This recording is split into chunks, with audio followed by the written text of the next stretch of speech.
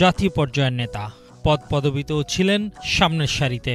BNP কিংবা সমমনা জোটের হয়ে লড়েছেন বছরের পর বছর, কিন্তু বলা যায় হঠাৎ শেষ বেলায় এসে এমপি মন্ত্রী হওয়ার লোভে আর ধরে রাখতে পারেননি নিজেকে।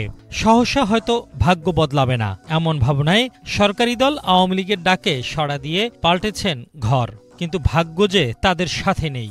গত নির্বাচনে বেশিরভাগই ফিরেছেন শূন্য হাতে, আর দুজন ছিলেন মাত্র 7 মাসের এমপি।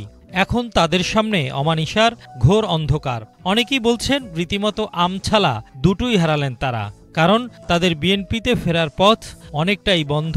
অন্যদিকে বিএনপি নেতাকর্মী ও সাধারণ মানুষের দৃষ্টিতে জাতীয় বেইমান ও স্বৈরাচার সরকারের দোসর তকমাও পেয়েছেন, ফলে দীর্ঘদিনের রাজনীতির ক্যারিয়ার ধ্বংসের মুখে। বরিশালের সবচেয়ে বড় রাজনীতিবিদ কে আপনি জানেন? শেরে বাংলা কি ফজলুল হক। কয়টা দল করছে আপনি জানেন? বাচ্চা ছেলে লেখাপড়া করেন না। শোনেন, সে প্রথম করেছে কংগ্রেস, তারপর একসাথে কংগ্রেস মুসলিম লীগ, তারপরে মুসলিম লীগ, তারপরে কেএসপি, তারপরে যুক্তফ্রন্ট।